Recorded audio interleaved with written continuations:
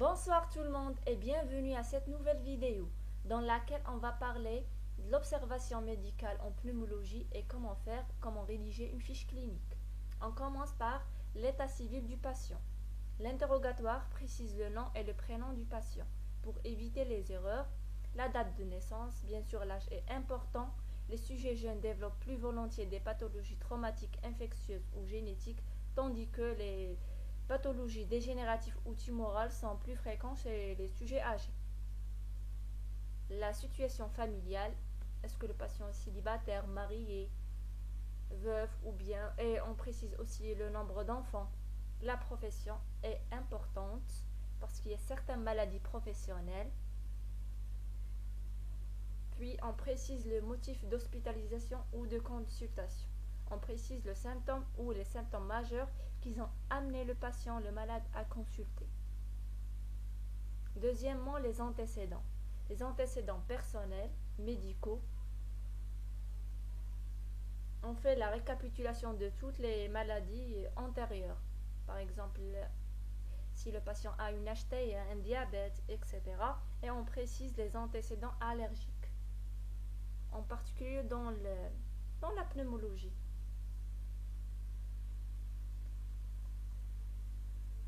Puis, les antécédents chirurgicaux.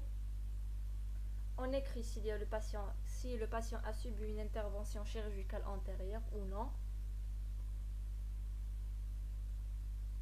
Lorsqu'on termine avec les antécédents personnels, médicaux et chirurgicaux du patient, on passe aux antécédents familiaux. On recherchera systématiquement la notion de contact chez un tuberculeux, l'existence dans la famille de certaines maladies, comme des manifestations allergiques, asthme, eczéma, etc., un diabète, une HTA, et les antécédents allergiques, génétiques, comme la mucoviscidose.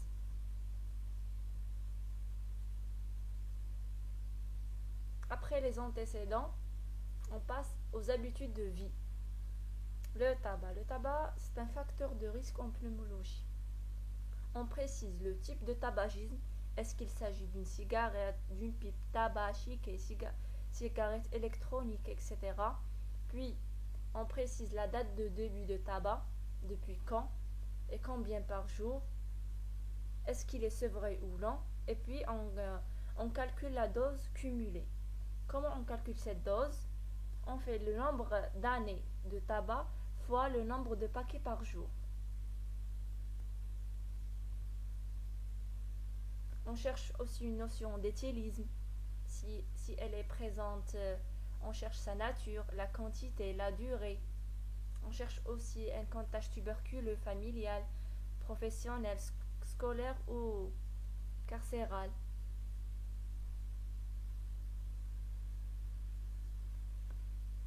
On recherche la notion de vaccination, notamment du BCG.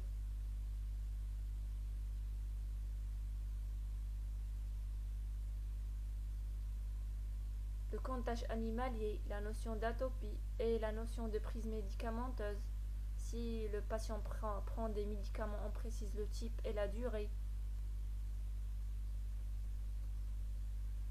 Troisièmement, l'histoire de la maladie. Dans l'histoire de la maladie, on détaille l'histoire chronologique du symptôme majeur. On recherchera systématiquement les points suivants. La date d'apparition du symptôme, pour distinguer est-ce qu'il est aigu ou chronique. Le mode de début, est-ce qu'il est brutal ou progressif. On cherche les facteurs favorisants et les facteurs sédatifs. Le mode d'évolution, est-ce qu'il est permanent ou intermittent. Et d'autres symptômes associés.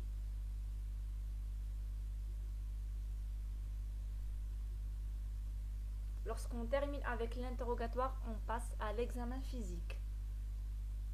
L'examen physique, on commence par un examen général. On prend les constants hémodynamiques, la tension artérielle, la température, la fréquence cardiaque, la fréquence respiratoire, la saturation, le poids, la taille pour calculer l'IMC, l'indice de masse corporelle.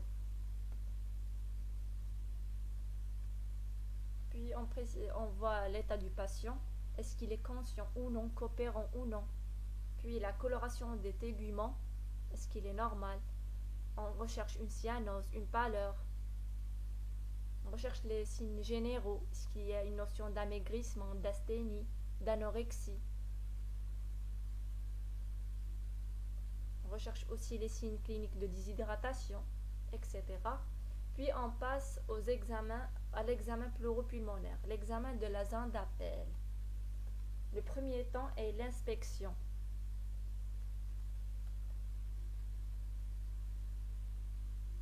L'inspection, on précise l'aspect général, on apprécie l'aspect général du thorax, la morphologie du thorax, est-ce qu'il y a une distension, une kyphose, une scoliose, la dynamique de la respiration et l'aspect cutané des parties molles du thorax. Le deuxième temps est la palpation. La palpation apporte des renseignements sur le revêtement cutané, la fréquence respiratoire et la transmission des vibrations vocales aux deux champs pulmonaires. Le troisième temps est la percussion.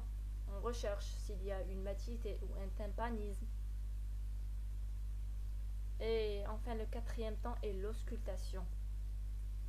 On note si les murmures vésiculaires sont présents ou sont modifiés, augmentés ou diminués. On recherche des bruits surajoutés, des souffles, etc. Lorsqu'on termine de l'examen de la zone d'appel, on passe bien sûr aux d'autres appareils, qu'on va les détailler la prochaine fois dans les prochaines vidéos. On fait un examen cardiovasculaire, un examen abdominopelvien. On recherche en particulier des troubles de la déglutition, des régurgitations ou vomissements, des troubles de transit, des douleurs. Et on fait l'examen de la cavité buccale, tout l'examen abdominal. On fait l'examen lymphoganglionnaire, on recherche une splénomégalie, des adénopathies périphériques, on fait l'examen urogénital, l'examen de l'appareil locomoteur, l'examen neurologique, on recherche notamment des troubles de sensibilité, des troubles moteurs. Il faut faire un examen complet, non seulement de l'appareil respiratoire, il faut faire tous les appareils. Lorsqu'on termine l'examen physique, on passe aux examens complémentaires.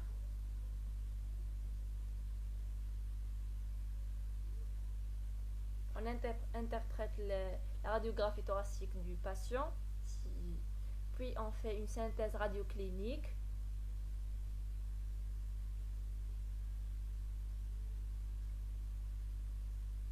On détaille les autres examens complémentaires biologiques,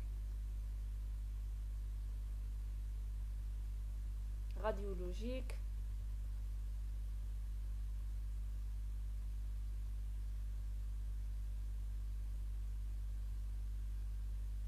Et à la fin, on fait une synthèse générale, un regroupement syndromique, une conclusion. Merci pour votre